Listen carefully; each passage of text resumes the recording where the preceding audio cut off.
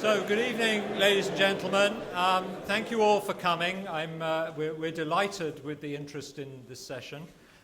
This is, in fact, and let me first of all welcome you. My name's Tim Besley. I'm just chairing this event, but this is the first a plenary event in our annual Growth Week. And so we're going to have a few just introductory comments from some of the key parties in the International Growth Centre. And so I'd like to begin by inviting Mark Henstridge, the Executive Director, to come and say a few words of welcome. Mark.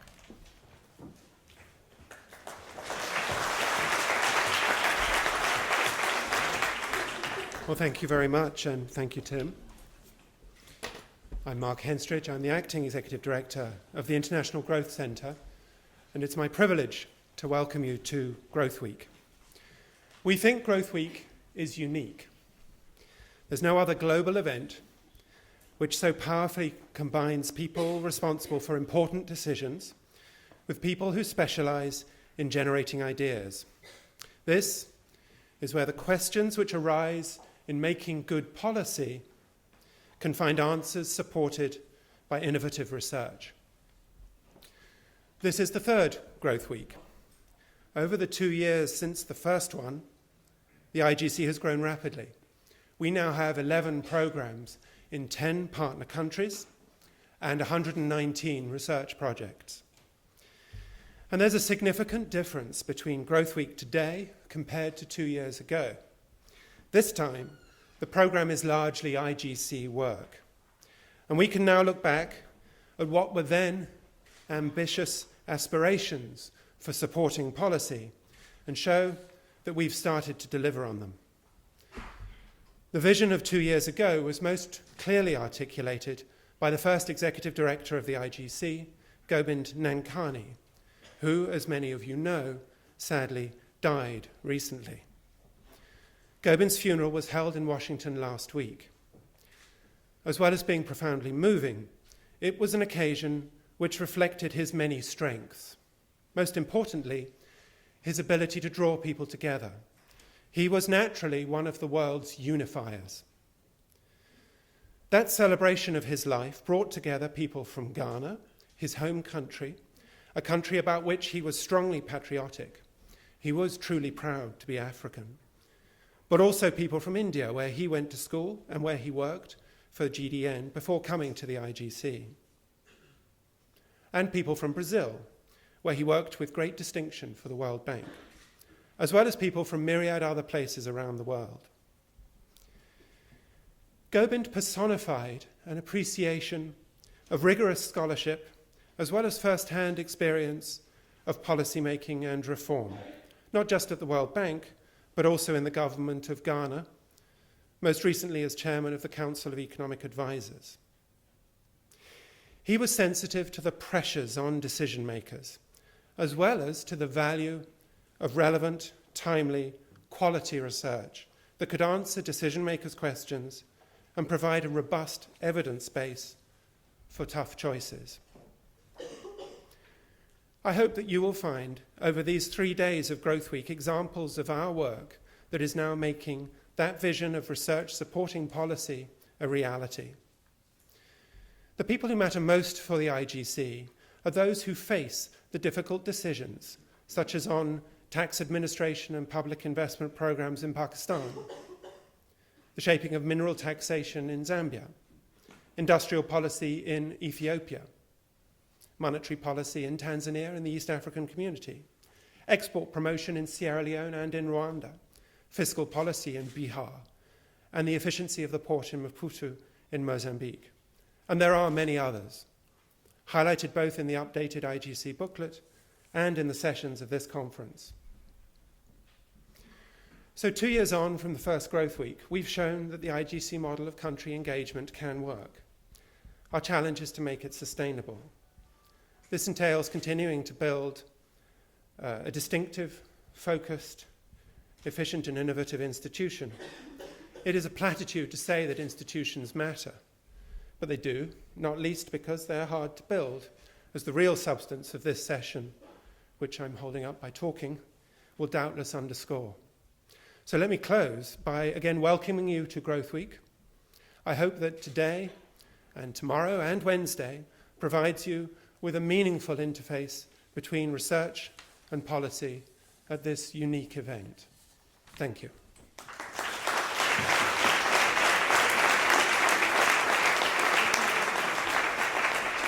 Thank you very much, Mark. I'm now going to invite Robin Burgess, the Academic Director of IGC, to say a few words. Robin.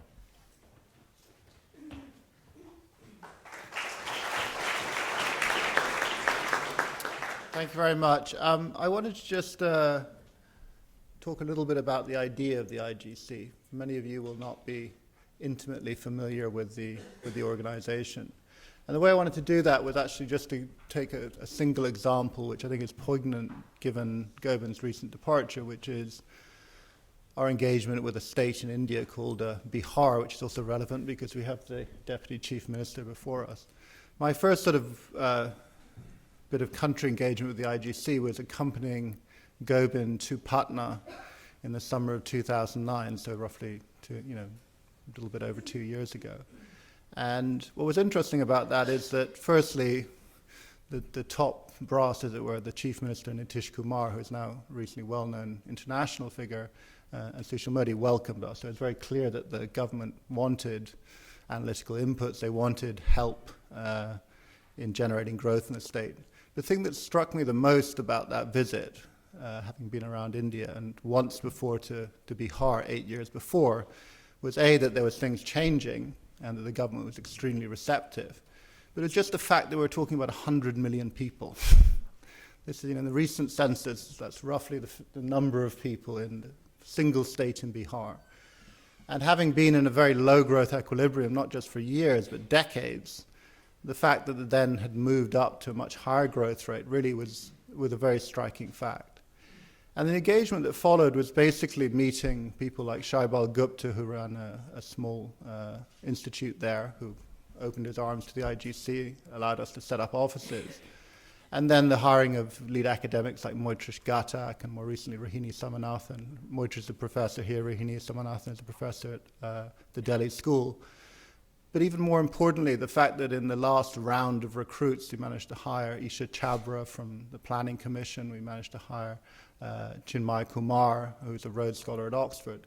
So these are incredibly bright young economists. And over time, we've managed to build in a number of projects involving top academics from not just India, but from all over the world, who have become really interested in Bihar, who go there on a regular basis. And the reason I think that's valuable is not just that we take up the suggestions of the government, which is important, so that we are demand-led, but we actually are honest brokers of what you might call the received wisdom.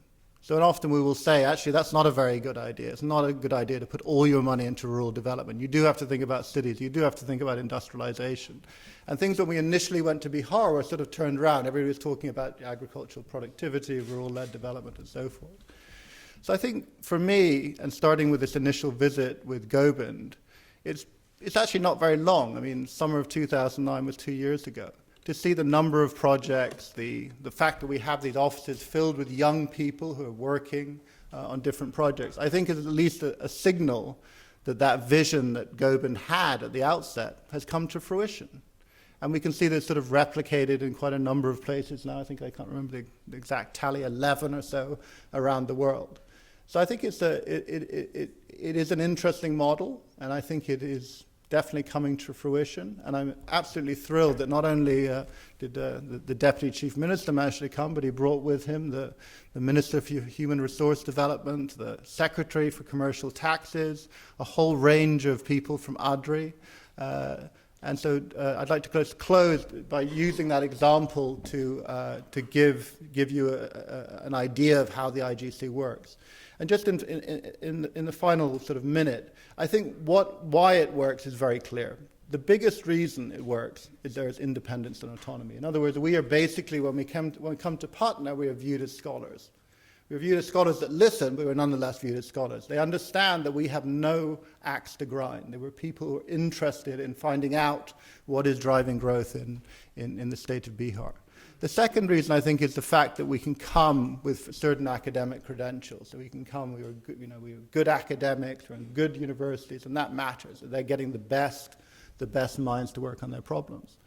But I think the most important thing, and I think Sushil Modi will share this view, is that we're willing to go there and stay. We're not just coming in on the plane and then flying out, 2 or 3 days. I mean, people like me are doing that, but there's a continual presence, there's a continual office there, so that if a secretary or a minister has an issue he wants to raise, he can go to the country director, he can go to the lead academic or the deputy director and raise those questions.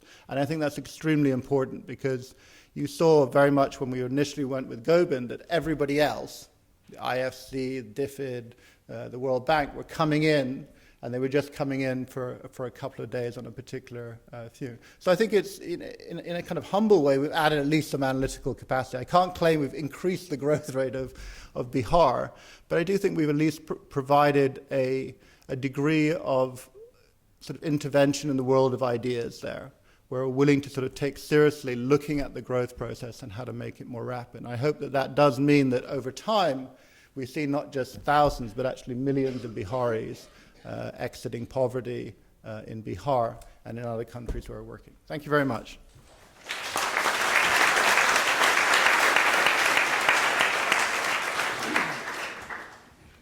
Thank you, Robin. And last but by no means least, we have Sarah Cook from DFID, the head of the growth team. Sarah.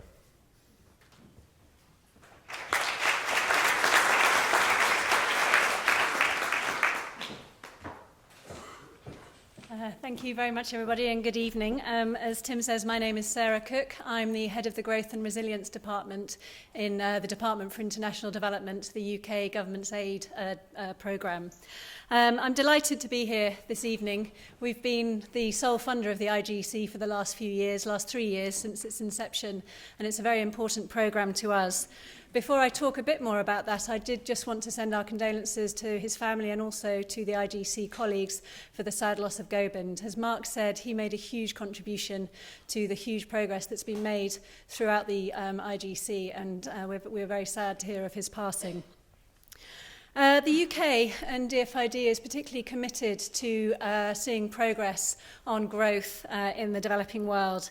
We believe that sustainable and inclusive economic growth is vital to poverty reduction. It provides jobs, it provides economic opportunities, both raising prosperity, building resilience to shocks, and also contributing to tax revenues so countries can deliver the public services their citizens need. The UK approach is very much around 3 broad areas. We want to see and to support governments to improve the policy environment for economic growth and for investment. We also help to leverage private investment into developing countries, and that approach is also complemented by social protection to help the very poorest and the most vulnerable lift themselves out of poverty. And DFID, the timing of my speaking this evening is very timely, actually, because we're also increasingly focusing our attentions on fragile states. 20 of DFID's 27 focus countries are defined as fragile states, and by 2014, 30% of UK aid will be spent in unstable and fragile states. So I just wanted to run you through very briefly some of the headline results that we're aiming to achieve over the next 4 years across our work on economic growth and wealth creation. We're being very ambitious about the work and the results that we aim to achieve. So, for example, we aim to help more than 50 million provide more than 50 million with the means to work themselves out of poverty over the next 4 years. We aim to help half of the countries in Africa benefit from freer trade. We want to secure the right to land and property for more than 6 million people. And we want to also help more than 50 million people access savings, credit and insurance. As you can imagine, this is a very ambitious agenda, but we're very confident that we can deliver those results over the next 4 years. And the IGC is a very important programme to help help contribute to those overall results that we're looking to achieve. Robin has already set out some of the areas where it's distinctive, and I think we would agree with that. We really believe that the provision of world-class independent policy advice is the real comparative advantage of the IDC. We believe that working directly with governments and responding to their demand for the policy advice that they need is the real way to achieve results and to have impact on the ground. And as Robin says, we also believe that the no-strings approach, there's no donor agenda, the IGC is independent from DFID, can really help to give the governments the policy advice that they need and are looking for. And we've also been very pleased with the progress that the IGC has made over the last 3 years. Mark ran through a very long list of programmes and achievements of the IGC, which I think are documented in the brochure that's in your papers. And we think that that's making real progress and beginning to show very concrete results on the ground. So I'll just finish there, but I wanted to say just how supportive DFID is of the International Growth Centre, and we're particularly interested to listen to this session that we're going to hear now, so I won't go on. As I said, the Fragile States agenda is very important to us, so I'm looking forward to hearing what our esteemed speakers have to say this evening. Thank you.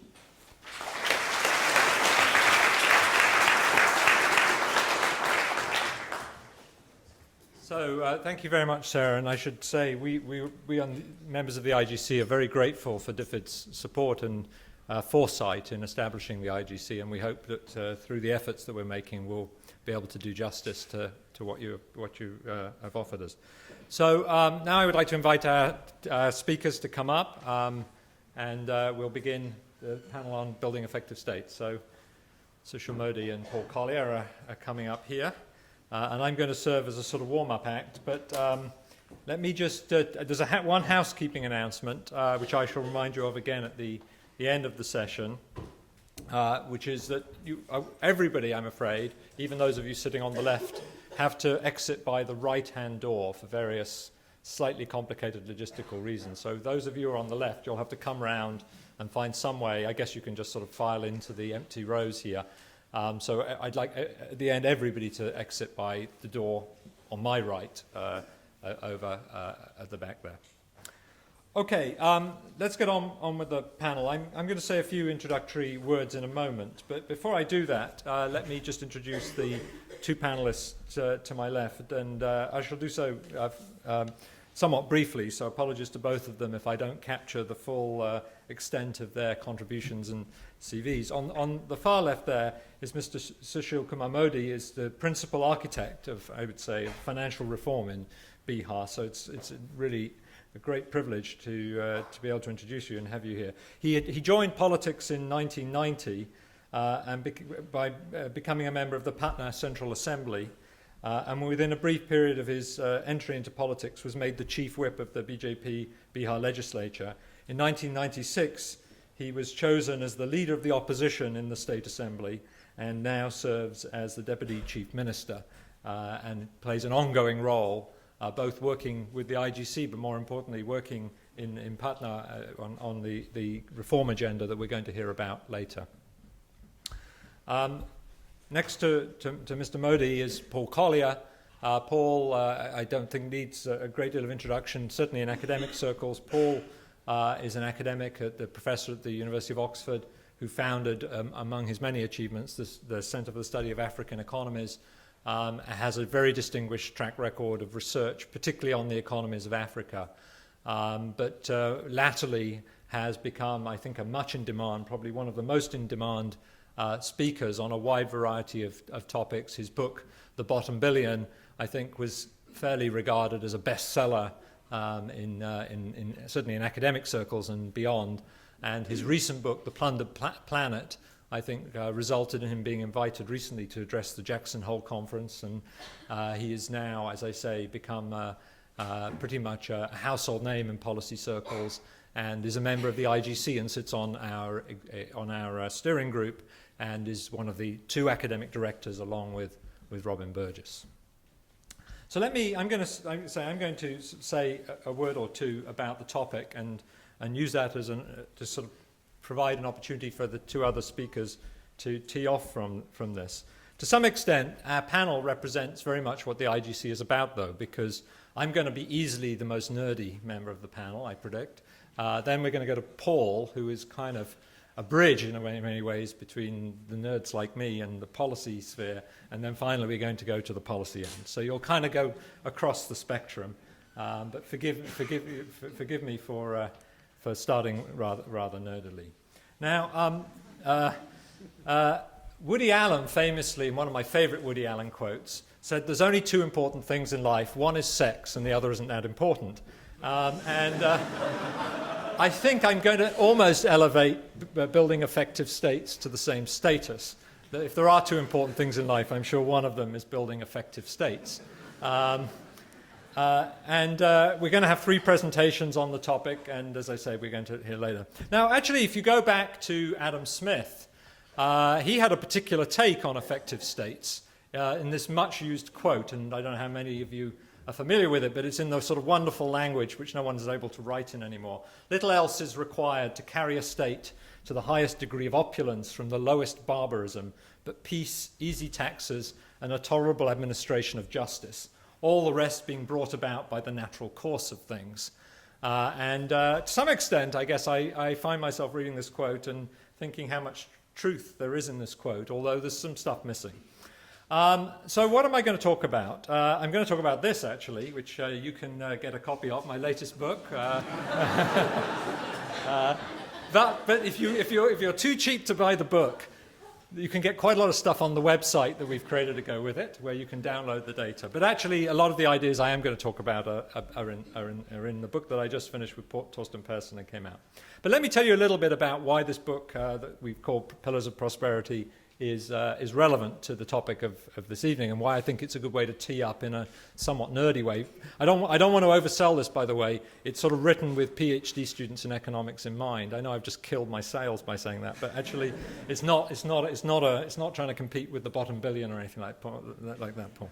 Okay.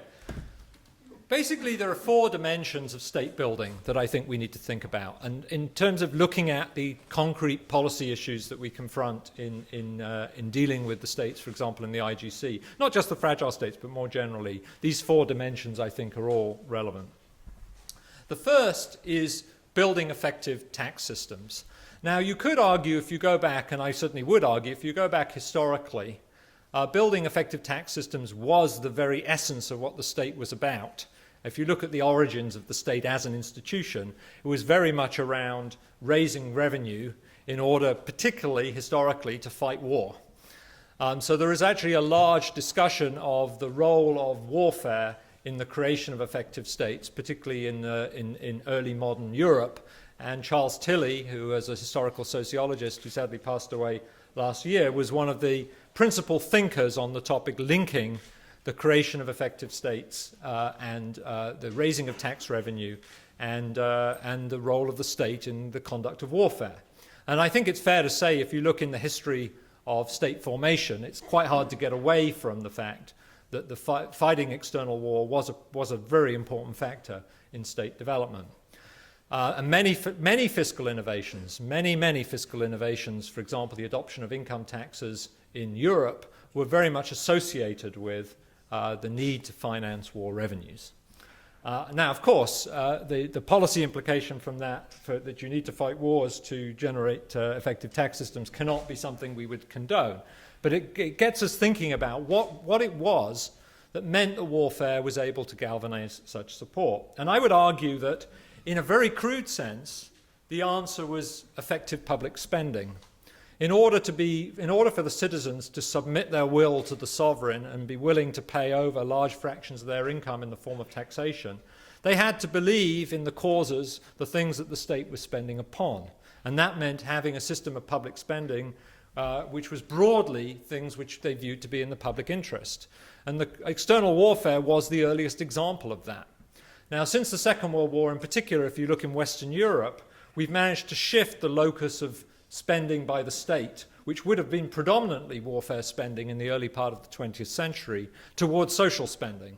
So if you look at the lion's share of public spending in the now developed world, it's on healthcare and education and social causes. It's not on military spending. But for the longest time, if you've gone back to 1910, I think very much in excess of 50% of public spending would likely have been on military uses. Now it's a tiny fraction, a relatively tiny fraction.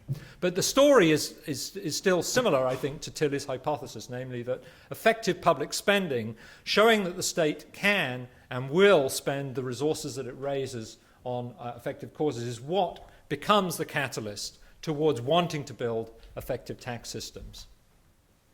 Now, perhaps a less obvious aspect of state building to tie into this picture is the role of legal infrastructure. And I was interested in Sarah's, among the wish list and the ambition for DFID's program one thing caught my ear, which was the reference to providing property rights.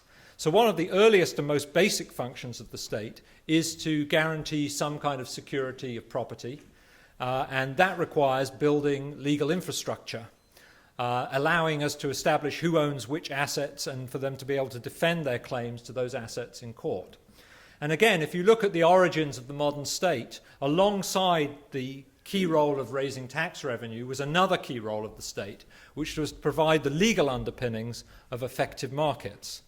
And interestingly, I would claim there's a very important complementarity between tax systems and building legal infrastructure. Because once the state has the power to tax, the state has a strong incentive to improve the workings of the private sector, if you like, to fatten the golden goose that's going to lay the golden egg, namely to generate higher returns through the tax system. So states that have built tax systems will often also have an incentive to build the legal infrastructure, both to raise the taxes that they wish to raise. After all, before you can raise taxes on some things, you have to measure it, and that means having a legal structure. So I think there's a strong complementarity between 3 and 1, namely building a strong legal state goes alongside building a strong fiscal state.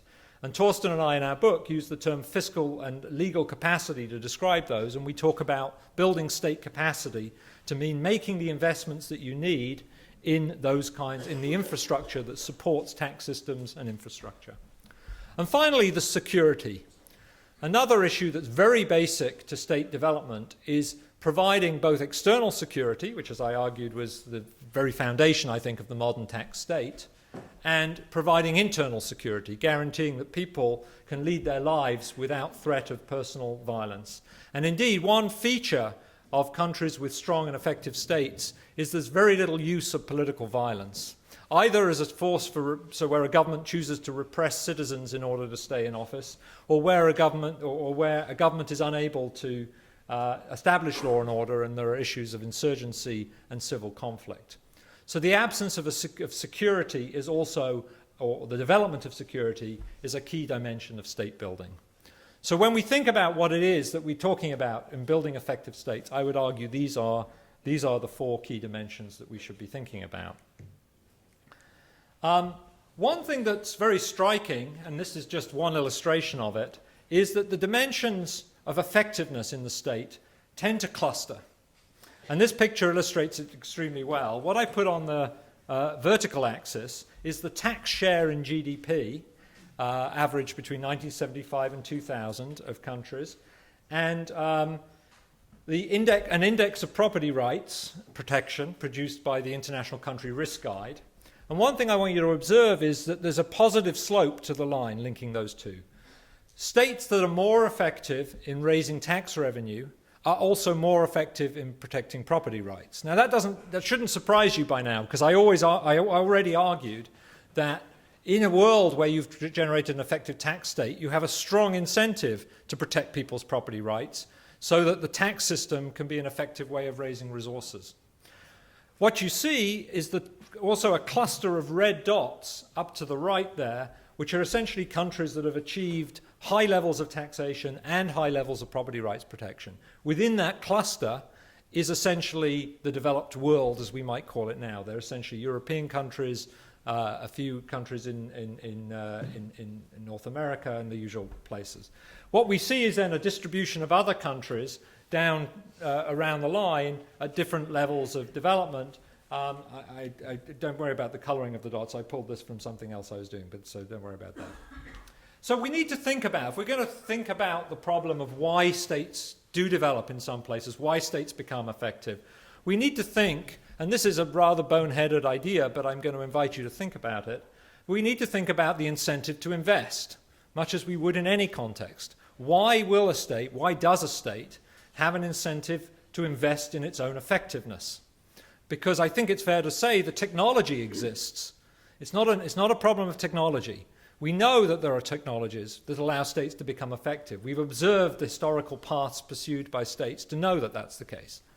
So the question is, why don't states, or why can't states adopt the technology to invest to become effective states? Well, the argument that I want to give, and I can only give it briefly, is it's really down to institutional factors that shape state incentives. And they come in the form of two broad categories. This is all simplified, I grant you, but I just want to invite you to think in terms of two broad categories.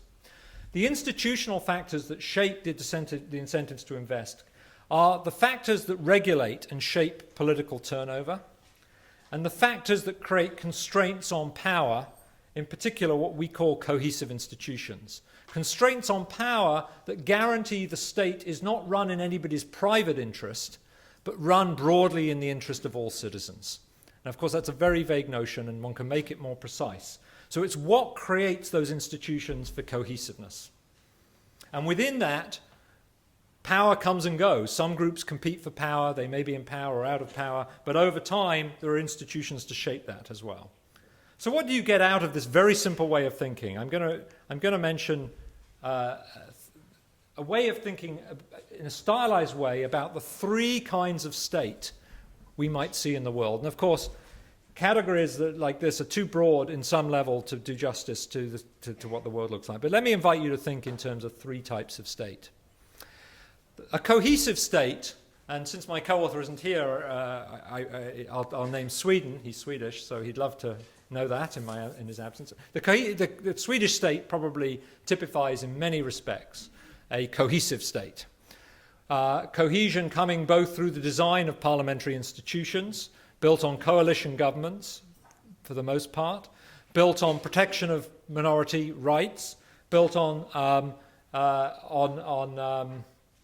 a social norm or an ethic of community, and that gives you a state which operates broadly in the interest of citizens.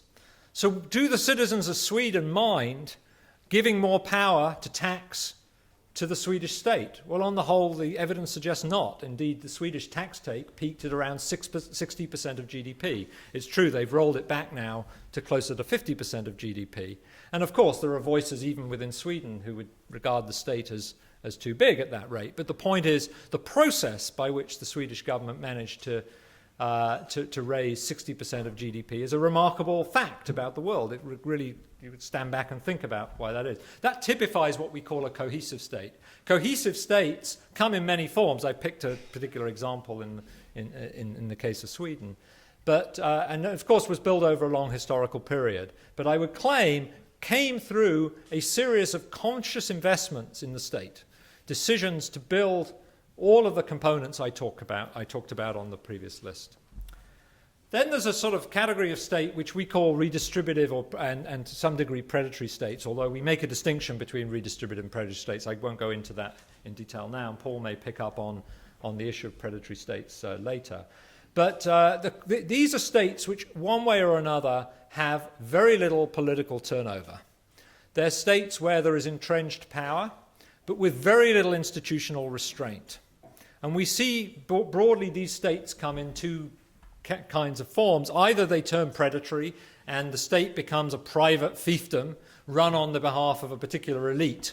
And we observe that in a number of countries. That's what we call a predatory state. Or it can become a broadly redistributive state in the sense that one group in society uses the state essentially as an organ towards redistributing towards its own group and against other groups in society. But these are states whose decisions to invest in the state are largely driven, if they make them at all, by the motive of essentially long-lived political power.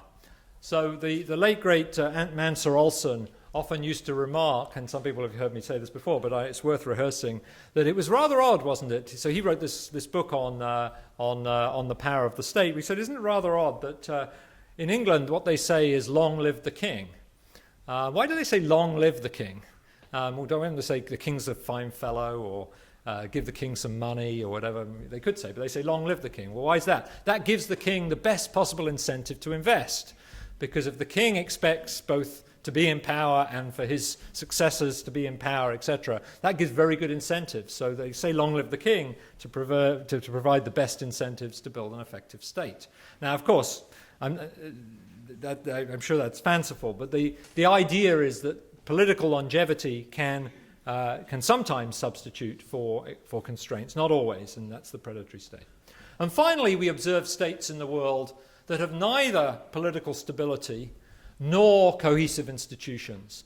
And they tend to be the weak states of the world, the many that we see around the world, where states have not developed, in some cases, any of the four key investments that we said underpin effective states. And the weak states of the world are very often those where the policy priorities are extremely pressing. So effectively, out of even a simple way of thinking, one can get some understanding of the particular development paths that countries may or may not follow. And of course, countries may flip around from one category to another. So you may begin in a situation where you're either redistributive or predatory states, but you can reform institutions to try and put yourself on a path of cohesiveness. And many of the difficult institutional reforms are really about which of these categories your institutions are likely to lead you towards. So what does sustainable change require, and where can research, I think, make a difference in the broad agenda for thinking about state building? I should say, until I think very, very recently, economists have been thinking almost not at all about state building as an issue. But there's now an emerging body of research, and even among political scientists, to be fair, the literature that would really fit into the mode of discussing state building has also been extremely limited. So we're now in a world where I think people are worrying a lot more about these issues and the forces that shape them. Now, broadly, there are sort of two ways of thinking about the forces that shape the kind of institutional change that we need to move towards cohesive institutions. One is a sort of formalistic view. It's about changing the rules. You can't achieve cohesiveness without redefining the rules by which a society operates. Now, my personal view is that, on the whole, presidential government is an extremely difficult category of government in which to organize cohesive institutions. That if you have a parliamentary system with the checks and balances that come via a parliamentary system, you're much more likely to build the kind of effective institutions that underpin formal changes in rules. And it's with some dismay that one has looked, if you look at the post-war period, a number of countries have dismantled their parliamentary systems and put in place presidential systems, which I think have considerably weakened the chance of moving towards cohesive institutions, because presidential systems are, to some extent, have built-in features of non-cohesiveness. And many of the issues that the US currently faces, for that matter, I think, come from the difficulties that are imposed upon the US by the presidential system. But I can amplify that point in the discussion. But let me throw that out. So there's issues of formal rules. What type of constitutional arrangements do you want, and how do you make them work? The other, though, is in some ways more tricky, but perhaps also equally important, and that's changes in norms and informal rules. If you could just rewrite the Constitution, then I think we'd have figured that out a long time ago, and we'd have moved and improved the world much more readily than we have. And this is much more difficult, but I think it's also where a lot of the research action is currently coming, in thinking about how can we research the question of how do we shift people's norms? How do we shift the informal rules that are used in making decisions about resource allocation? So when I gave you my somewhat rosy-eyed view of Sweden as being a society in which people will adhere to communitarian norms, I'm sure there's lots of variation. It's one in which that's ingrained in the nature of the society. That's not just a feature of the rules that Sweden... Of course, Sweden may have adopted the rules to reflect its culture and not its culture to reflect its rule. But there's an important set of issues here. And there are issues, I think, in which we're beginning to, as social scientists, get more deeply into. And so let me end very much on talking about the research challenge. I think we need to be creative about the way we look at attempts to intervene, to try experiments, to try and really understand the forces that make rules work, make rules effective, make norms, embed norms, and change informal rules. And in fact, a lot of that agenda is actually already taking place to a significant extent in some of the projects that the IGC is funding, realizing that if you can't build an effective state, a state that builds and spends on the kinds of things that citizens want, a lot of the other things will not follow. So I think that's a really important area. But finally, and I think this is the hardest challenge of all to research, is kind of joining up the series of initiatives. What I think the research agenda has been very good at is sort of piecemeal analysis of specific reforms and saying, well, if we intervene in this way, we get this outcome or that outcome. I doubt very much that any description, and this comes to my development clusters point that I made earlier, that any attempt to really transform the state could be done by simply reforming on one dimension. This is inherently a multidimensional problem, which is probably going to require reforms along a number of dimensions, and I'll see whether Mr. Modi finds that compelling, having been at the coalface, so to speak, or not. And I think, therefore, research has a particular challenge in teaching us and getting us to think about how it is that a series of complementary changes need to be made to really make progress and to move things along, and how we can think about the evidence base that can allow those series of complementary changes to really make a difference. So I'll stop there, and I'm going to hand over to Paul Collier. Thank you.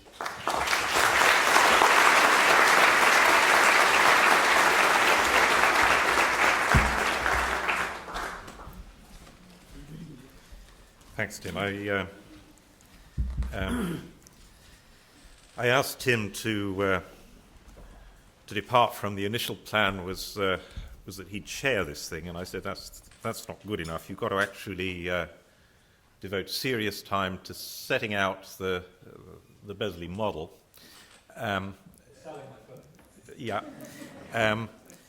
Because quite frankly, that's the best we've got on fragile states. We've got the Besley model is decidedly unfragile. It's a really rigorous, solid exposition and it's a very clear hypothesis about how effective states come about, and by a small extension from that, how some states don't go through that path. Now, what I'm going to say, I'm going to try and sort of bounce off that to say, well, is that diagnosis enough to tell us what to do in terms of policy? And actually, I don't think Tim is going to disagree with anything I say, but it's a wonderful way of thinking about other things, is to bounce off that model. So let me really brutalize your model into grotesque simplification, which always gets Tim annoyed. So we start from building an effective tax system, and that is an investment, right, with a lagged payoff. So you either invest in a tax system or you don't. Right? If you make that investment, then you have an incentive to do more, because you're going to capture a lot of the revenues from growth. And so what else can you do? Having built the tax system, you can build property rights, the rule of law, infrastructure, all the public goods that make growth easier. So there's the sequence: tax system fundamental as an investment. Why do some states not make that investment? Because, and this is not Tim's only explanation, but I think it's fair to say it's the lead explanation, is that why don't you make any investment? You don't make an investment if you're not going to be around long enough to see a payoff, or you're not sure that you're going to be around long enough to see a payoff. So instability in power is the antecedent to a decision not to invest in state capacity and building the tax system. So instability in power, you don't invest in the tax system, then you don't have an incentive for the state to do all the other things that would promote growth, because you wouldn't capture the growth. So that's a over-drastically, I can see from the look on Tim's face, reduction of so you don't need to read the book.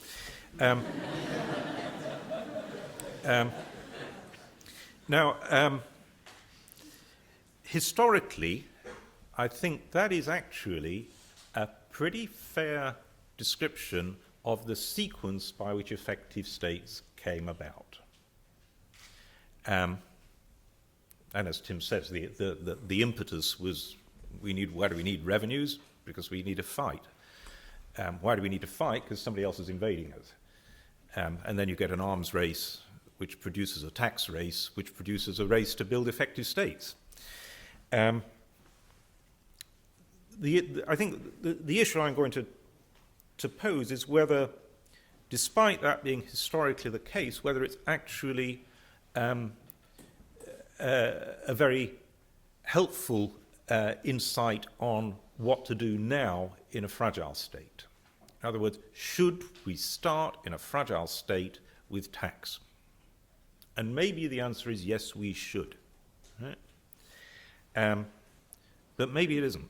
If it is the right answer, yes, we should, without building a tax system, you're dead in the water, then it's actually pretty dismal news because, frankly, a lot of the governments of fragile states don't have a big incentive to raise revenues from tax. There's clearly political costs in doing that in the short term, clearly, and governments have other opportunities for getting revenues. The big opportunity over the next decade will be revenues from natural resources, which will be huge and which don't require any taxation of the population. So you don't capture the growth process, you just capture resource extraction. The second source will be DFID.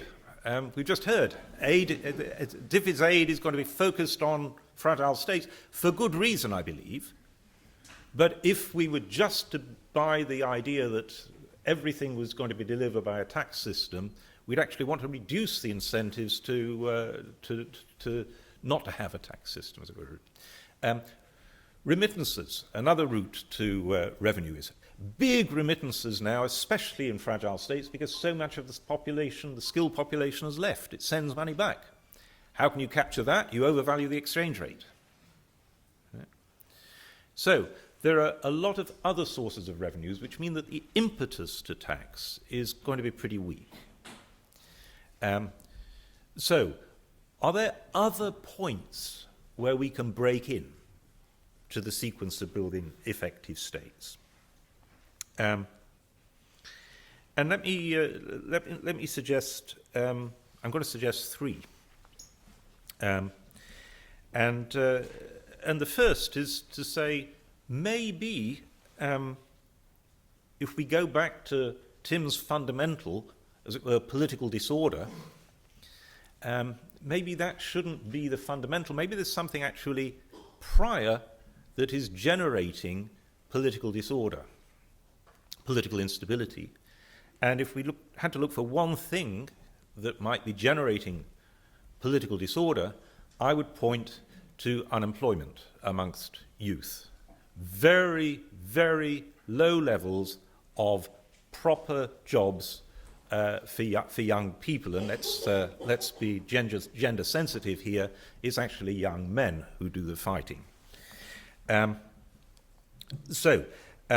Could we break in to the process of building an effective state, not by providing tax, but by providing jobs?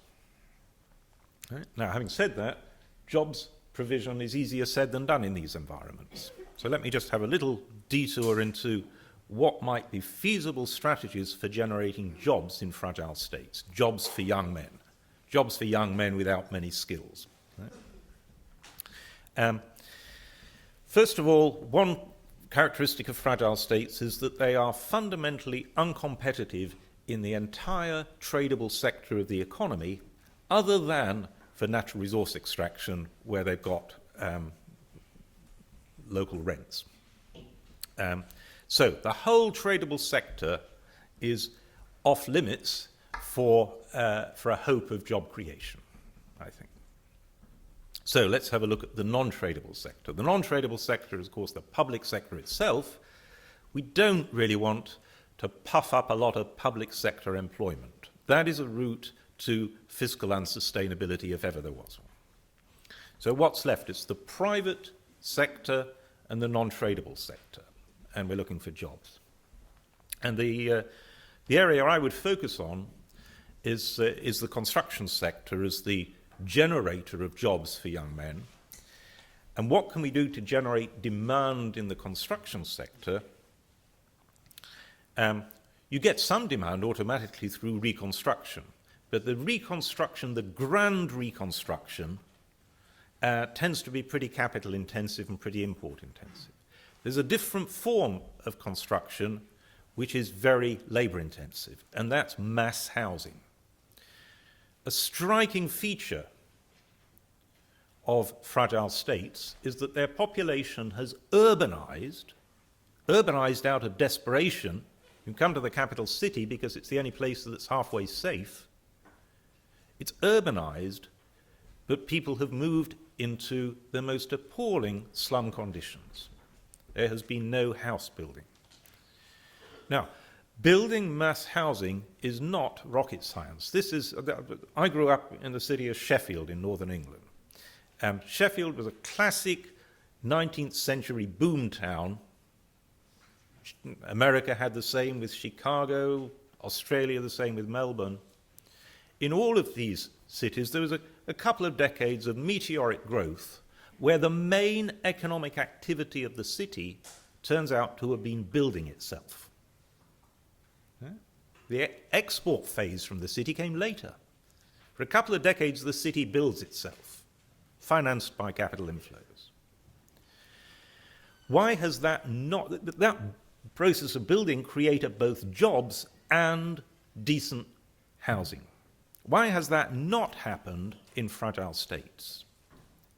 As I say, it happened 150 years ago elsewhere, so it's not rocket science, but it takes coordination to make it happen, because at the moment there are three very distinct impediments, siloed impediments.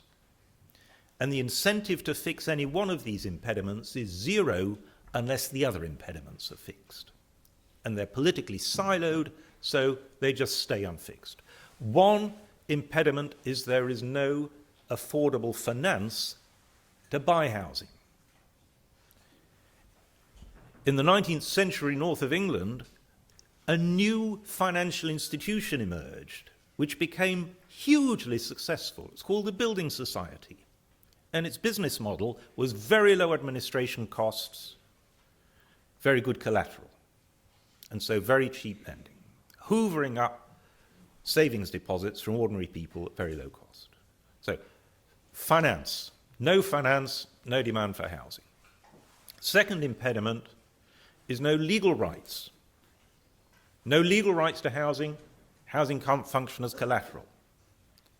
And the third impediment is absurdly high unit costs of house construction, partly because building regulations in fragile states are set at the level of building regulations in the OECD, utterly inappropriate, raising the cost of building so that housing is not affordable. As a result, people don't live in high standard housing, they live in shacks. So here are three siloed impediments. If they were all removed, then we'd get Sheffield, Chicago, Melbourne. We'd get a phase of massive urban house construction, creating a lot of jobs and at the same time a more livable environment. Why hasn't it happened? A lack of coordination across these siloed policies. What does it take to get that coordination? That I'll come to at the end. So there's one strategy for breaking in at jobs, not at tax. Let me take a second impediment, which is, and Tim touched on this, that it may not be that the leader isn't sufficiently confident about power to actually invest in a tax system which will only pay off much later. Maybe the leader just doesn't want to build an effective state because the leader is predatory. Or, in Tim's other example, a redistributive state. And what the leader wants is actually to retain a dysfunctional state, because it's only with a dysfunctional state that he can preserve power. And the classic example of that is after all, Mobutu Zayed, where famously one of his policy rules was build no roads. Right?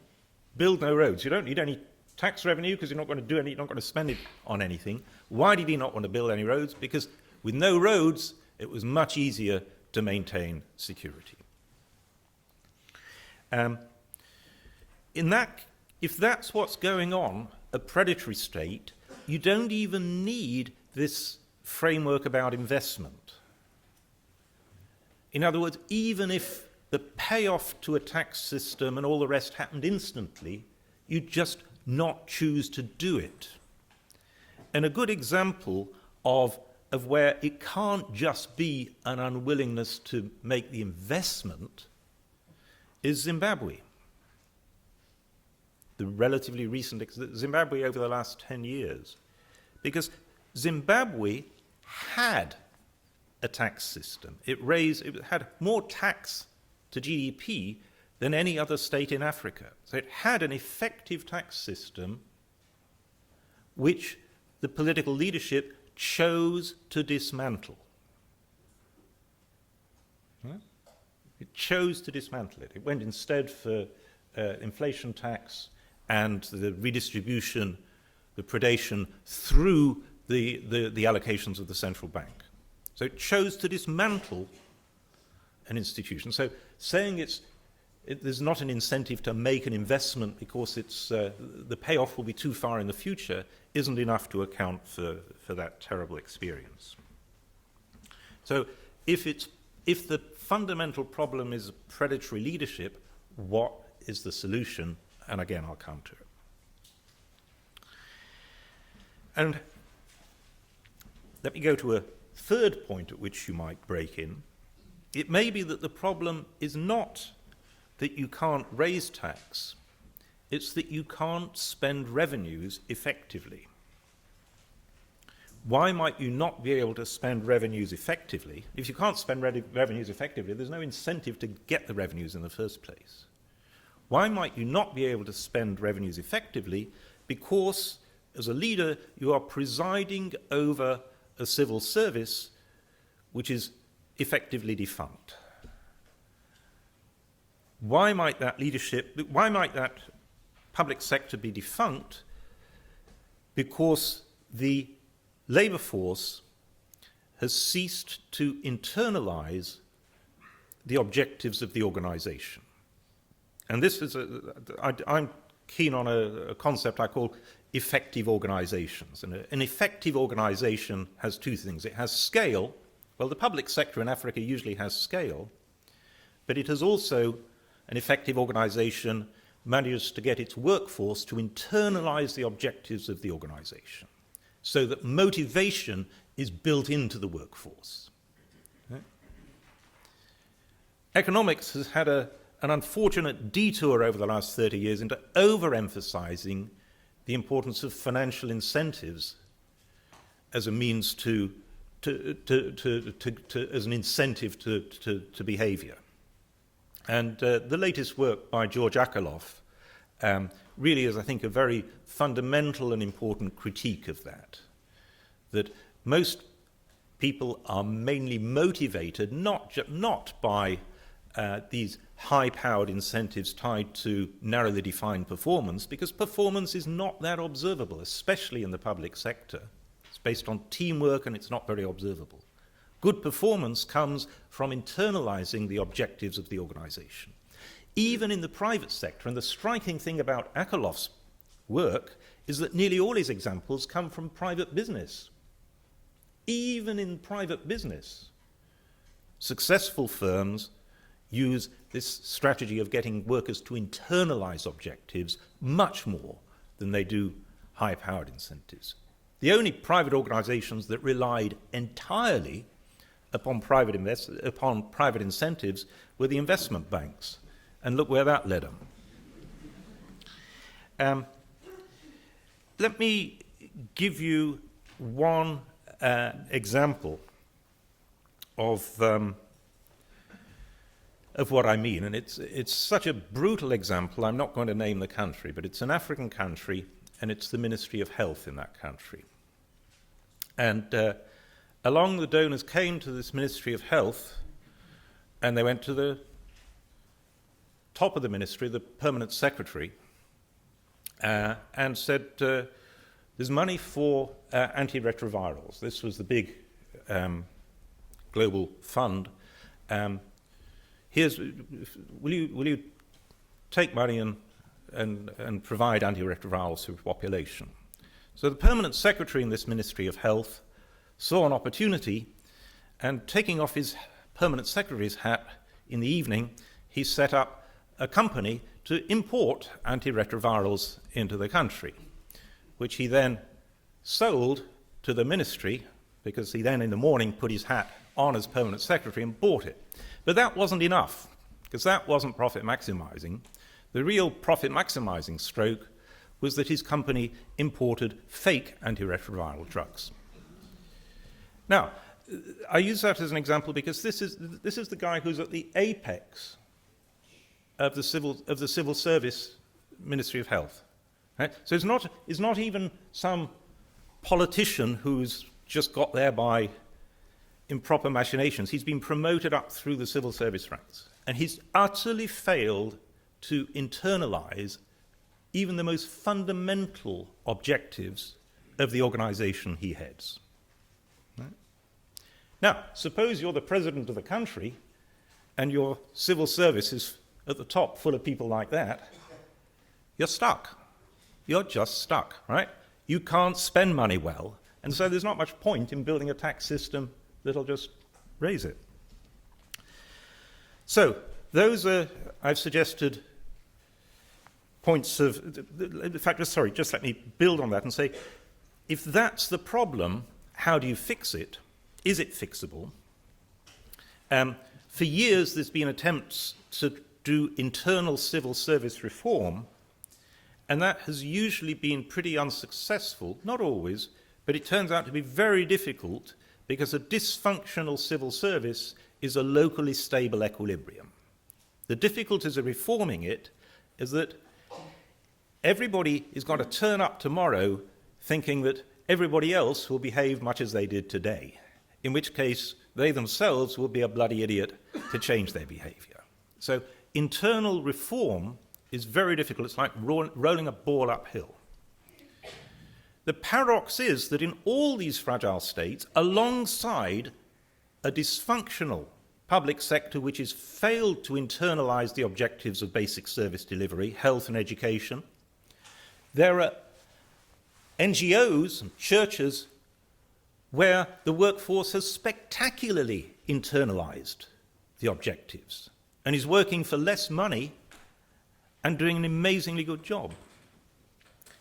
They are not effective organizations because they're too small. Remember, an effective organization needs motivation and scale. And so one way out of this devastating position is to try and use public money to scale up the organizations which have already solved the motivation problem. I believe it's easier to make bigger organizations which have solved the motivation problem than to motivate workers in a big organization which starts from having failed that motivation. So, just to summarize where we got to, and I'll draw to a close fairly shortly, the three places where you might want to break in other than by tax. One is jobs, one is the capacity to spend, one is the fundamental objectives of the leadership to shift it from being predatory. And now let me turn to the most esoteric point to break in, but I'm going to argue that might be feasible too, and that's culture. Cultures differ, and fragile states tend, I think, to have cultures which are dysfunctional in some quite specific respects. Typically, the view of the world of a person living in a fragile state would be that the world is zero-sum, the games being played are zero-sum, and the society needs to pass from that perspective of zero-sum to positive-sum games. if the only thing you see is zero sum, you cannot agree on anything. Right? The second dysfunctional dimension of culture is that identities tend to be local, subnational, rather than national. All of the effective states, pretty well, went through a process of building national identity. National identities were built from the top. There's a famous book, Peasants into Frenchmen, which describes that process in France, or in Britain, Forging the Nation. Right? The national identities were typically built by the leadership during the course of the 19th century. Right? The myth that was often used was we're all a common ethnic group. That was just a load of myth. That was a mythology to sell the idea of belonging together at the level of a nation. So, zero sum, local identities, source of power, ruled by fear instead of legitimacy. Very much akin, actually, with what Tim was talking about. And so the passage from fear to legitimacy of government is another of these big cultural shifts. Finally, personalized loyalties moving into institutionalized rules as the things that influence behavior. So, a major cultural shift is, I think, going to be necessary in fragile states. How on earth can we think about that in economic terms? Well, the answer here is that the methodology of experimental games has now given us a handle, a method to actually look at culture, to measure culture, to experiment with attitudinal change, with cultural change. In other words, we're at the very beginning of a research program which can endogenize culture and so think about how you pass from a dysfunctional culture to a functional one. Let me share with you a little bit of some of the astounding work in experimental psychology. And this really is astounding. Right? What psychology has established is that there's an amazingly powerful tendency for people to copy each other. That copying behavior begins at a very fundamental neurological level, at the level of things called the mirror neuron. I won't go into that, but the mirror neuron is a very alarming discovery from about 15 years ago. But the heart of copying is not just at the level of individual neurons, it's at the level of stereotypes. And I now think of, what do I mean by a culture? A menu of readily downloadable stereotypes into which young people absorb. So young people download a menu of stereotypes, and that is a culture. And different people in different cultures downloading different menus of stereotypes. Let me give you a result from experimental psychology, which in one sense is rather encouraging. If you take young people and you've got two groups, one group and a control group, and you tell the group A to describe the attributes of a professor, like Tim, right? And so they go and they describe the attributes of the professor. And you tell group B, describe the attributes of a footballer, right? And they do that. And then you give the two groups the same academic test. The alarming thing is that there'll be a significant difference in performance. Group A will perform significantly better than neutral. Group B will perform significantly worse. People turn out to be infinitely suggestible. Right? Obvious policy implication from this is that we should encourage people to think more about imagining themselves as professors. It works with other things. If you're asked to imagine yourself elderly or an athlete, if you imagine yourself The group that's imagined itself elderly will then walk more slowly. Rude, polite, same thing. Right? Infinitely suggestible. One area in which this is now being applied is in philosophy, where it's now philosophers are now waking up to the whole idea of personal responsibility needs to be rethought, because it may be that this model of personal responsibility that we've had for centuries is a bit exaggerated. That it may be that responsibility lies not so much with an individual as with the people who shape the culture. It may be easier to change the culture, that is, to change the menu of downloadable stereotypes, than it is to change the behavior of an already programmed youth. Enough on that, but let me say that if we think of culture as endogenous, if we think of it as a menu of downloadable stereotypes, and if we think of the downloadable stereotypes that people are being bombarded with every day in a fragile state, then we begin to see why behavior might be persistently dysfunctional, and perhaps start to think, how can we best change those downloadable stereotypes? So, I've given you 3 questions. How do you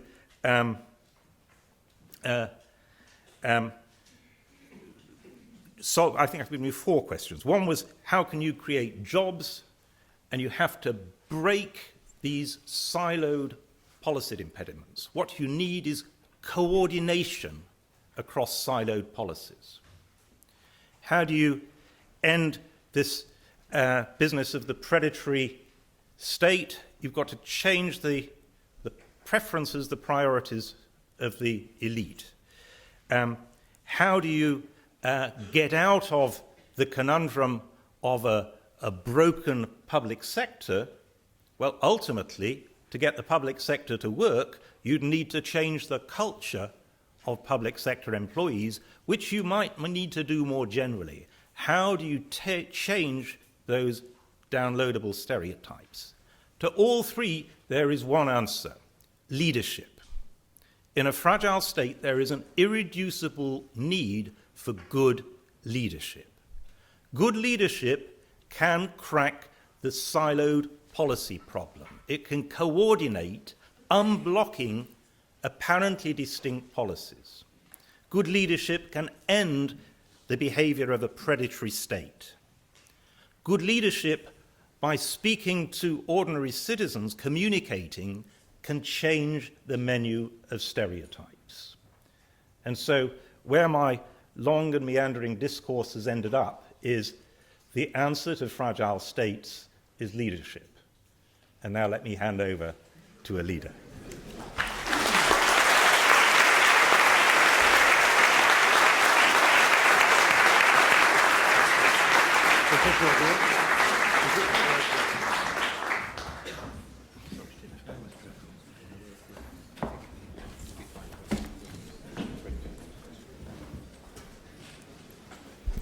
Ladies and gentlemen, I am coming from a state known as Bihar, which has a population of more than 100 million, I think, which is much more than what UK is having a population. And this state of Bihar, it qualifies on all the parameters of a failed state or a fragile state. 6 years back, when we came into power, I would not go into the details what was the condition in a state like Bihar.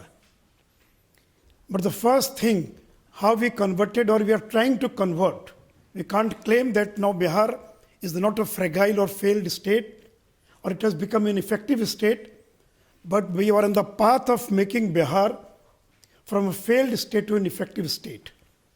And I think the first thing which is required is the political stability. Because in the last 40 years, in Bihar, no chief minister completed more than 2 years in office. Even if there was a a single party rule. Then also every 2 years or 1 year, the premier or the chief minister was changed. So the first thing required and what we achieved is the political stability.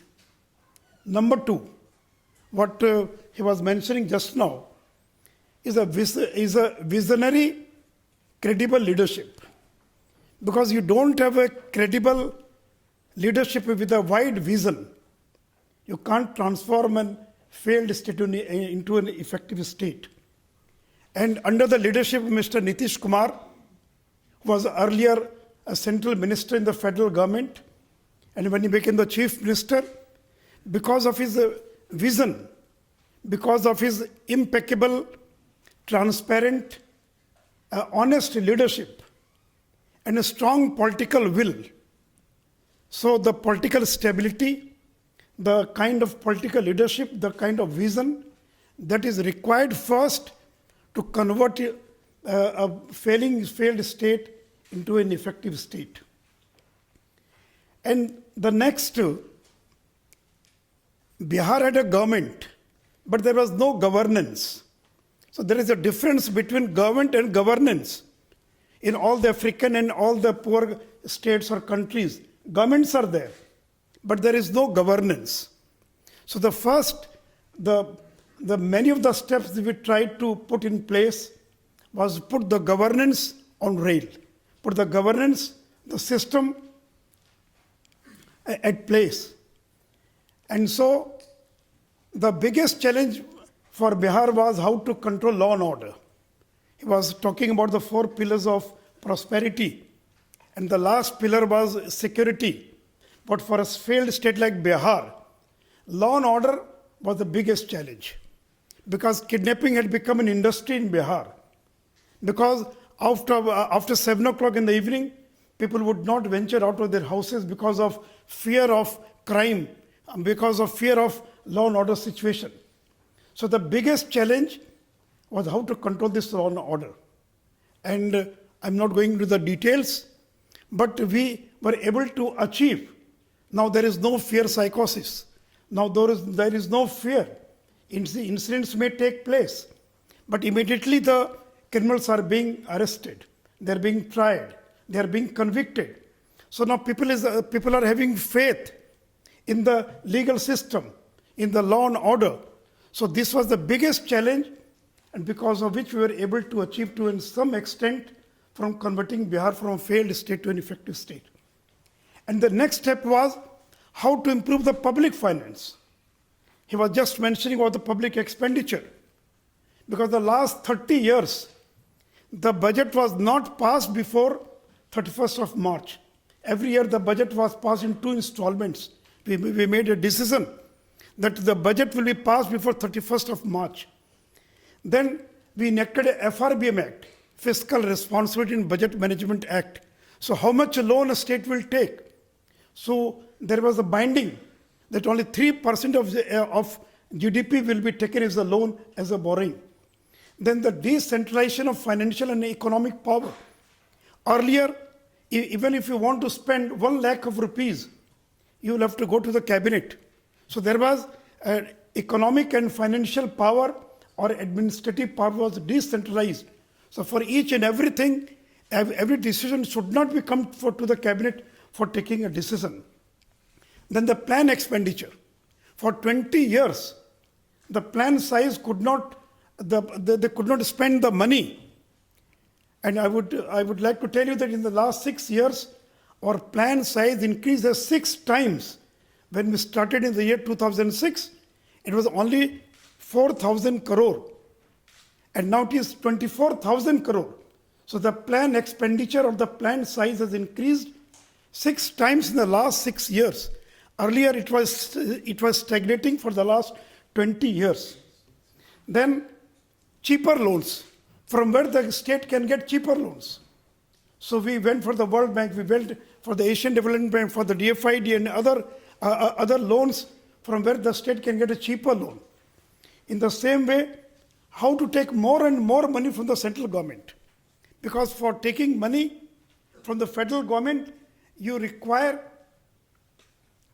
you require a certain amount of money as a state share.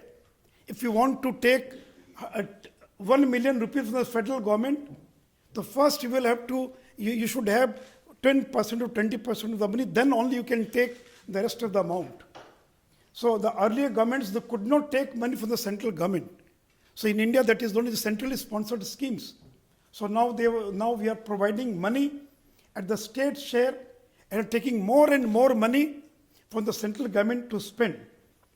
And the most important thing was effective monitoring and review. Earlier there was no monitoring. What is happening? There was no review, there was no monitoring. So for effective state, you require effective monitoring and effective review of the whole expenditure or of the entire system. And the second important point was tax reforms. On this liquor, we used to get about 250 crore. I'm not converting into the pound and in the million or billion. For 20 years, there was no tax reforms. And as soon as we came into power, we implemented this VAT system. Then we brought about the change in the excise policy, in the road tax, in the transport policy. And because of the tax reforms, in the last 6 years, the tax have increased 4 times, 5 times, and in the excise from 250 crore, it has increased to 2,000 crore. So there is an increase of 10 times revenue from the liquor, from the spirit, only because of the intervention in the policy framework. So the tax reforms was also a very important thing to get more and more money. In the same way, you require manpower. For the last 20, 30 years, people were not appointed. There were no engineers.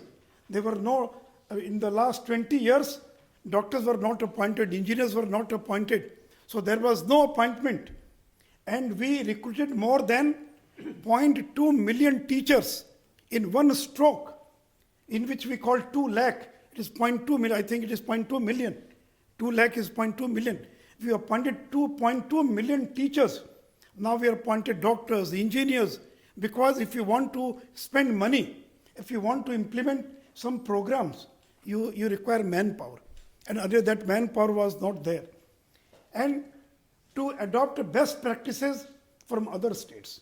You don't require to reinvent a wheel. Already wheel is there. So the other states of India, Karnataka, Andhra, Gujarat, Maharashtra, all the developed states.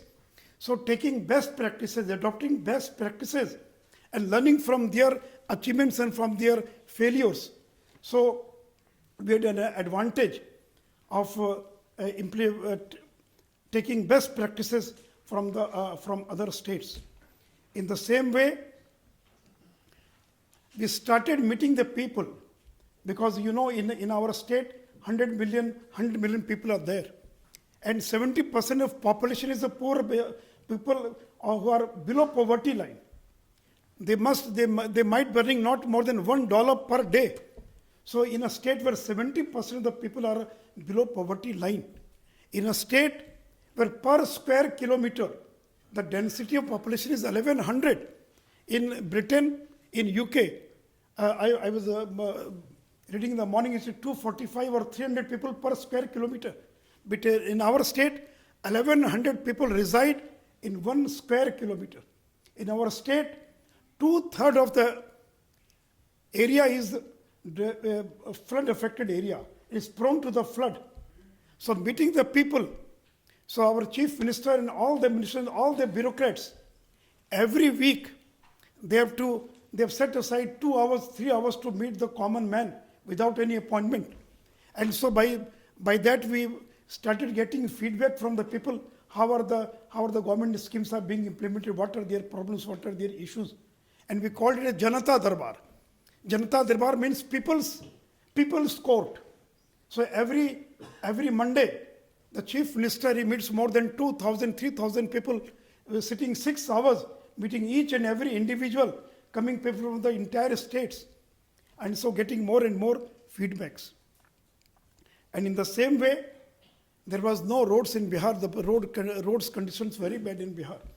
So So the highest priority was given to the roads. And in the last 6 years, we have built a large network of roads. And that has also brought about a big change in Bihar. And then in the social intervention, small intervention can bring about a lot of change you can't imagine. We provided for the reservation of the women in the urban local bodies and the village local body elections. And Bihar is the only state in India where more than 50% reservation has been given to women in the urban local bodies and in the what we call panchayats or the village local bodies. And by this single stroke, we have been able to achieve what we could have achieved in 30, 40 years. By this single stroke of giving reservation to women, there is a tremendous change in the countryside of Bihar. You can't imagine the women who are in the ghungat, what you call in parda system, the women who are illiterate, the women who could not address the public meetings, they are illiterate, they could not even put their signature. And now the level of confidence because of by giving them reservation in the panchayats. So I'm mentioning about by making small interventions, you get a result which would have get result in 10, 20, 30 years. In the same way, we started distributing bicycle to the girl students who are studying in class 9, because very few students used to go to class 9. And because of the conditions in the countryside, and because of the cultural ethos and in the system, the girls, they don't go to the schools in good number. And we announced a program that any girl student who will go to class 9, she will get 2,000 rupees to purchase a bicycle. And you will be surprised, during the last 5 years, we have distributed money to purchase more than 3 million bicycles. So the number of cycles which have been sold in India in the last 50 years, in the last only 4 years, more than 30 lakh bicycles had been purchased by the girls and by the students who are studying class 9. So these small interventions. And another thing, providing free medicine in the hospitals. In a poor state like Bihar, where each and every individual had to purchase medicines, we started providing medicines in the hospitals. And the number of patients visiting the hospitals increased 300 times, 200 times in many of the hospitals. In the same way, giving incentives for the institutional delivery. As you may be knowing, in our state, most of the delivery, they are being conducted in the houses, in the homes. But when we started giving incentives, if any women, if a baby is being delivered in the hospital, they will be given 1,200 rupees. By this small intervention, the number of institutional delivery has gone by more than 50 or 60 times. So, and the one important thing regarding the corruption, all this money was given by system of cash transfer. It was not that the government of Bihar purchased bicycle and distributing the bicycle to the students. We gave them cash money, and we asked them, you go and buy your bicycle. And we were surprised to know that in this cash transfer system, there was hardly 2 or 3% of leakage. And most of the girl students, they purchased their bicycle. So now there is debate going in our country regarding this cash transfer. So we in a way implemented this cash transfer in purchasing bicycles. In the same way, giving school dress to the girl students and the boy students. And we now, more than 10 million, every year we are giving money to the girls and boys, more than 10 million boys and girls, money to purchase school dress, because they don't have a proper dress to go to the school. So many of the girls, they are not able to go to the school because they have only one dress. And how to go to the school? So just I'm mentioning that about bringing about these very small interventions. We have been able to bring about a lot of change in Bihar. In the same way, corruption is a big issue in Bihar. Corruption, in all the third world countries, the implementing machinery is very poor, and there is a lot of leakage, and the people don't have a faith in the government system. And if you spend 100 rupees, hardly 20 or 30 rupees or 40 rupees, it reaches the beneficiary, and the rest of the money is being siphoned off by the middleman or by the bureaucracy of the corrupt politicians. So we were able to put faith in the system, and I don't have sufficient time, but I would like to tell that we have taken many steps to contain this corruption. And recently, we have enacted a law in which most of the public services have been provided timetable. If you want a certificate, it will take 2 weeks. And if the government servant, he does not provide with the income certificate or the residential certificate within 2 weeks, he will be penalized. So this Right to Service Act has been implemented about 2 months back in Bihar. And then all the ministers and all the bureaucrats, they are to declare their property. And we have made it mandatory. All the employees of class 1 to class 3, every year they will have to declare their property. And anybody can go and see how much property he is having on the website. And if he goes to the government officials and say that he has concealed some of his properties, then action will be taken against them. So friends, as earlier I said, it is not that we have converted Bihar into an effective state, but we are trying. We are trying to build, because we started, when we came into power, there were Remington typewriters in the office. Though the computers were there, but they were not knowing how to use the computers. And most of the government staff were still using that Remington typewriters. They were feeling more comfortable using typewriters than the computers. But in the last 6 years, we have made maximum use of the IT. And I think for the third world countries, the poor states, the IT is a panacea of most of the corruption and most of the thing to deliver in time. So in the last 5 or 6 years, we have initiated many of such steps and trying to convert a failed and fragile states like Bihar into effective states. And now Bihar is poised to become a major agriculture economic powerhouse. The next 10 years cannot be the same as past 10 years. Both our challenges and opportunities are enormous. We must grasp them. We cannot afford any more to hasten slowly. We must hasten. And we have taken a pledge. If we want to make India a superpower in the 21st century, if India wants to become strong, then Bihar has to become stronger. Without a state like Bihar having a population of more than 10 million, 100 million, if that state cannot become stronger, India can't become stronger. So friends, in this way, we are trying our best. There are many challenges, there are many problems we have to face, but we are on the path of development. We are on the path of making Bihar as an effective state. And the points which you mentioned, the pillars of prosperity. Without reading our book, we are trying to implement most of the features you have mentioned in your book. Because we are not an economist, we are not an academician, we are political workers, and we work by perceptions. But if you have a strong willpower, and if you are honest that you want to bring about change in the society, you can bring about change in society. And now people are saying if Bihar can be changed, anything can be changed. So Bihar had an image.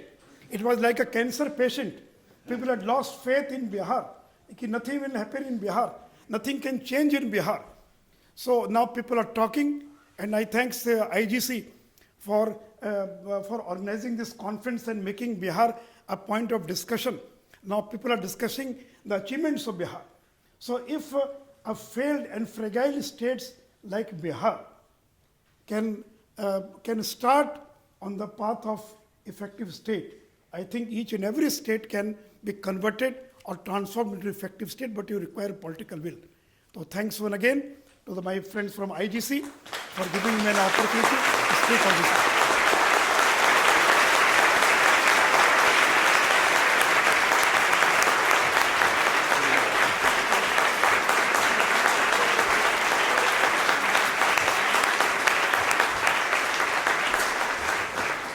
Okay, we have a few minutes for questions and comments from the floor. I really would ask that you make your interventions very brief so that we can have the maximum rate of participation.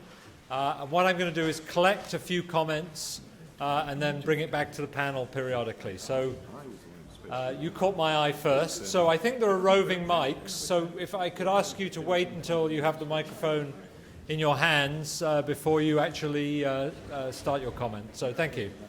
And actually, if you could say who you are and where you're from, that would also be of interest, I think. Hi, my name is Ambreen Malik. I am with the LSE. I come from Pakistan, and hence the question of leadership to both the gentlemen. You have talked about leadership. How important it is to change a country. Would you actually shed some light on how to build the leadership? Leadership is great, but we didn't talk about how do we build good leaders. And that is the big problem. Small comment to Muti Saab is, can Pakistan borrow you for a few days? Very good. I'm seeing a hand up over there and one sort of next to it. So we go left and then right. And then I'll kind of try and do my best to get as many people in. Yeah, go left there. Yeah, the gentleman in the white shirt there. Yeah. Hi. Couple of points for Paul Collier. Firstly, the idea of construction as a way to create mass employment sounds slightly odd to me, given housing bubbles in the Middle East. You have a lot of construction, but what good has that done there? Long-term opportunity. So is that really sustainable as a strategy beyond a couple of years? Secondly, your story of the permanent secretary of the Ministry of Health. High-level corruption is not unique to fragile states. You just have to look at America and the UK to see that. So again, I don't really see the major importance of those analytical points. So perhaps there's something deeper than those. Thanks. Okay, let's cross the. Actually, whilst you're still there, keep just pass it over there. There we are. Hi, my name is Arya. I'm a management student at LSE, and my question is to you, Mr. Modi. I come from Bihar too, so I've been recently to my state and I've seen the great development work done by the government. As you said, like Bihar is becoming an agricultural economic power. How do you foresee getting more? Making it a more industrial hub, something like Gujarat, getting it more industrial inputs, making it an industrial hub along with the agricultural power. Okay, then down the front here, gentleman in the blue tie there, pass it along. My question again is to Mr. Modi. I come from Bihar as well. Apparently there are lots of people. I have a couple of questions. One being, you've mentioned on how you've touched upon the small-scale problems, giving clothes and bicycles to people who could not afford them.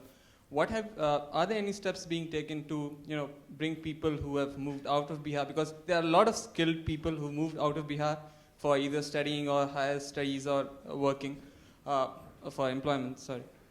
Is there any plan to attract these people back to Bihar? Because the way I say it, beyond a point, if you really want development beyond a point, it has to come from entrepreneurs and people who are, generating value in society. That is one question I want to ask. And second being, both of you touched on the importance of human resources development and society for development. Tell me, is there an option for somebody who is not a civil servant? I'm too old to prepare for IAS or administrative services exam. Is there a way, is there a policy to bring people back into mainstream civil services using the skills that I have and not going through IS? Okay. Let's pass along. There's a gentleman at the end of the row there, so if you could pass that along there. I'm Thomas Cad with the IGC Sierra Leone, and I was just wondering, when Melbourne and Sheffield and Newcastle and the other cities that Dr. Collier wants to recreate were founded, construction wasn't non-tradable, but living in West Africa, how non-tradable is it when Chinese firms come bringing all the labor, all the materials, all the capital from their countries and then leave again? And does that not undermine the kind of this push in these countries. Okay, thank you. Now, there's someone else, so down the front there. Could you go down the front there, and then we'll come back to the panel, and I'll go another round. Okay. Hello, my name's Rashburn. I'm not from Bihar. Among the things that were talked about was a need for leadership and a need for long-term political stability. And if we talk about Bihar having chief ministers who only served 2 years, is Mr. Collier's model something we call for a longer-term, maybe non-democratic leadership that was legal bound? So are we looking for states that are more like Singapore or 1950s Japan rather than competitive democracies in administering this kind of growth? Okay, I think there's a few issues there. So if we could ask the panelists to respond to some of those. Apologies to people who've asked questions if they're not fully addressed, but why don't you just give a brief response, and then we'll give time to go for another round. So why don't we start with Mr. Modi? Regarding this industrial, making Bihar an industrial hub, the process has already started. Though big industries like Reliance, Ambani's or Birla's, they may not have come to Bihar. But small investment of 50 crore, 100 crore, they just started pouring in Bihar. In the last 3 years, many of the biscuit companies like Parle and Britannia, the big cycle companies, so the industry has started coming to Bihar. But it takes time. Because the last 5 years in the last regime, we had to spend time to build a confidence. People had no confidence that can we invest in Bihar. So now that confidence is there, and we have put in place most of the policies on the industrial for the industries or for the investment. So now it has started coming. The process has already started. And regarding skilled people coming back to Bihar. So now in this world of globalization, when people from Punjab, they can go to work in UK and other places. So you can't force anybody that you can't go. It is better if people are going outside the state and earning more and more money. But still we are trying to make an atmosphere congenial, so people are coming back to Bihar. And nowadays, many of the young people who are in Mumbai, who are in Chennai, who are in Bangalore, they are now coming back. They are starting their profession, they are setting their industries, they are in other professions. So now that process has already started. Paul. Okay. First, how to build good leaders. There's an exit process and an entry process. The exit process has just had what might be called a great leap forward from North Africa, right? Exit looks a lot more straightforward than it used to. The entry process, I think, is more subtle, and I recommend a short and brilliant book called Principled Agents by none other than Tim Besley. And let me put add a little two-penneth here. The politicians from whom people can select, the menu of politicians, really depends upon a lot on money and incentives. That whilst ever the budget is lootable, that privileges the corrupt politicians over the honest politicians. It gives an incentive for corrupt politicians to come forward because they can loot the budget, and having looted the budget, they can run patronage systems and therefore defeat the honest. Britain has only had one serious fraud office prosecution of corruption in the whole of the decade of legislation. And I know about that case because I was the expert witness for the prosecution. It was corruption in bridge building, 15% sort of thing. And the Serious Fraud Office expected me to say, what was the cost of this? Well, bridges cost 15% more. But that wasn't the cost. I looked into the detail of the case. Mester 15% had initially worked in the Ministry of Public Buildings and Works, but having acquired his 15%, instead of going off to live the life of Riley, he invested the money. He was far-sighted. And he invested it in a political career. By the time this case came to court, he was his country's Minister of Transport. So, he had defeated honest people to become that minister. And the root cause of that was the finance of his patronage politics through corruption. The two questions about the construction, the idea of mass housing. No, I think the analogy with 2-year bubbles in the OECD is a mistaken analogy. Of course, it's possible to mess up housing, and Britain managed to do it, so did America. But this is a distinct process from actually going from millions of people living in shacks to millions of people living in decent, simple housing. That's not a process of 2 years, it's a process of 2 decades. And so it's a lot of employment for a long time. As a questioner said, the danger is that the construction sector has become much more tradable because of the entry of China.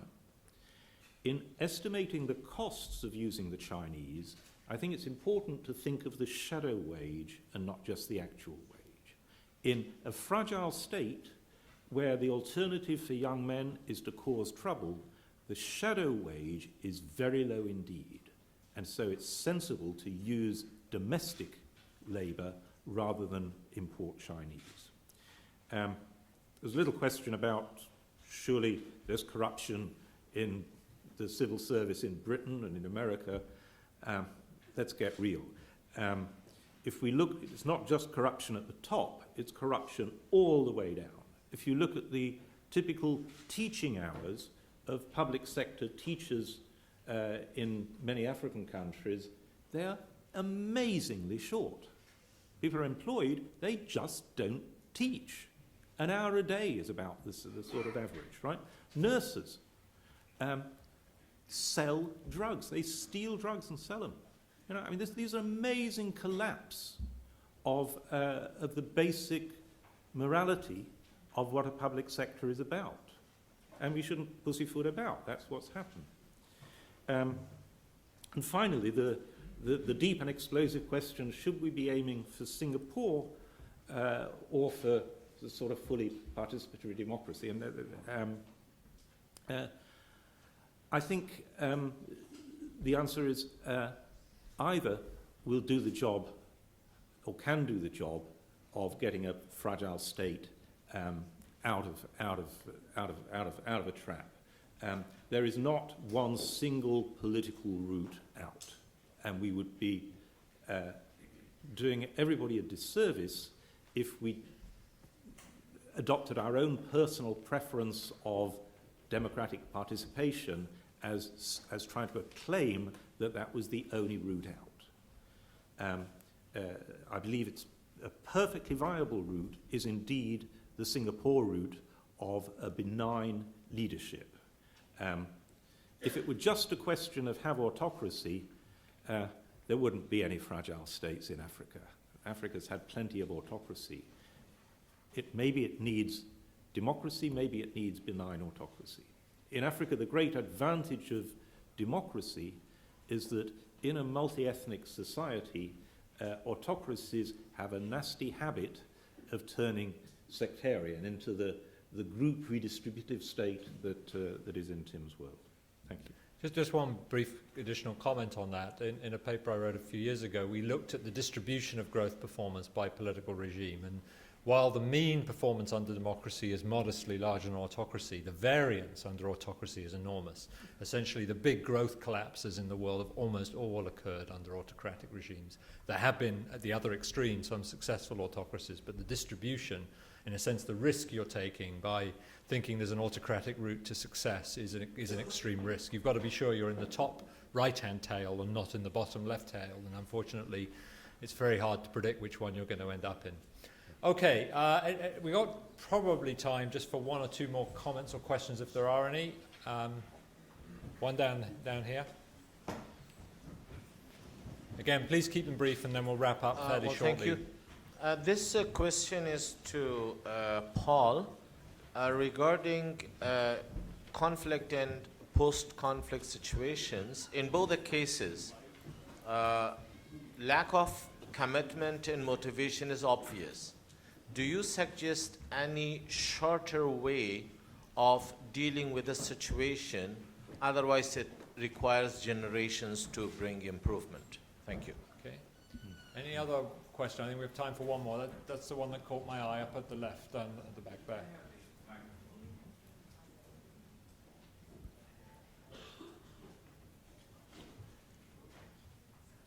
Sorry, up along the. Right. Okay. May I seek your indulgence,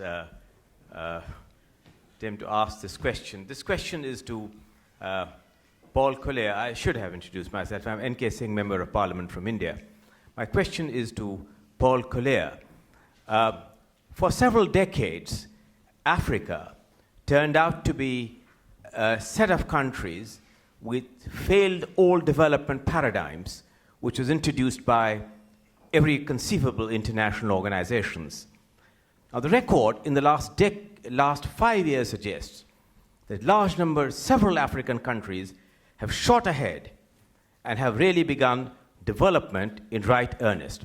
In terms of the kind of typology which you have mentioned, which are factors motivating the development, what do you consider, Paul, are the fundamental changes that Africa has experienced to turn what was really a failed development paradigm into a rapidly growing state? Okay, so I'll take the gentleman just along the row there. Ask a brief question and I'll wrap up the session. Yeah, thank you. My name is Hans. I'm a student at LSE. I had a question to Professor Collier as well. I noticed that some of the problems you talked about, namely the exploitation of national resources and corruptions, may to some extent be caused by the inflow of developed market cash to the emerging markets. I was wondering to which extent you believe that the developed market cash inflow hampers the political development in these growth markets. Thanks a lot. Okay, thank you very much. Now, Mr. Modi, you're welcome to make some final comments, but otherwise all the questions were actually addressed to Paul. So Paul, why don't you just briefly wrap up and answer some of those questions? Okay, thanks. Yes, so really a brutally good question was post-conflict situations. Is there a short way to motivation, or is this intergenerational? I don't know. And but I think it's just about researchable. And let me give you one analogy, which has always struck me actually in post-conflict. Remember those images of Germany post-war? And here was a defeated, demoralized population, but what the concept was introduced by the new government, 0 hour, right? And 0 hour was the start of the new. And then the whole population was literally mobilized into rebuilding the state, rebuilding the country, and starting with the very basic physical process of clearing the rubble, which was a mass activity. Everybody was involved, first with this concept of draw a line. We start now. The future starts ticking now from 0. And then everybody helped build in a very humble, fundamental way. I've been involved a little bit in Haiti post-earthquake, and what struck me there was no equivalent of 0 hour and a mass involvement in the process of clearing the rubble. The rubble's still there. And so, again, it's leadership coming in and actually harnessing that opportunity of disaster to actually reset motivations. An excellent question. Africa is now growing. What's been different? And let me point to 3 things that are different. Right? One, very obviously, is this is a commodity boom. And so Africa is a commodity exporting region, and so that has given a big impetus to basically export revenues have gone up enormously. Now that's a start, it's not the end of the story. I think a second very important feature is that gradually, almost unnoticed, Africa has massively improved its macroeconomic performance. You know, if we go back to the 1980s, this was debt, and then there was another of these line-drawing exercises. It was Jubilee 2000 and debt relief. And so the line was redrawn. We're back at zero debt, in effect. And African governments had learnt that bad macroeconomic policies didn't benefit anybody, really. And so it's been a very prudent set of macro policies. I mean, I was recently in Rwanda, debt to GDP 27%, inflation rate 1%. Would you rather be holding Rwandan debt or Greek debt? And a third process is at work, social learning. Societies are not condemned to repeat their history. Right? That's a glib idea of repetition of history. Societies can and do learn from past mistakes. The searing example in Europe of social learning is as follows. What is the best managed economy in Europe? No prizes. Germany. Right? Why is Germany the best managed economy in Europe? Because it used to be the worst. Germany, uniquely in Europe, went through hyperinflation 3 generations ago, but the population still has that experience seared in its memory and is going to avoid inflation at all costs. That is social learning. Africa is well aware that its history is one of resource plunder. And across Africa is that same sense as post-inflation Germany, never again. The challenge now is to harness that sense for the institutions and the rules and the adherence to the rules that will make a difference, as Germany did. So Paul, we need to wrap up. Yeah, and the last question was too big to be given sensible treatment in 30 seconds, so I'll stop there. Thank you very much. Okay, well, apologies for calling an abrupt end to proceedings, but we need to move out of the room now. But before we do that, I shall thank our panelists, Mr. Modi and Collier.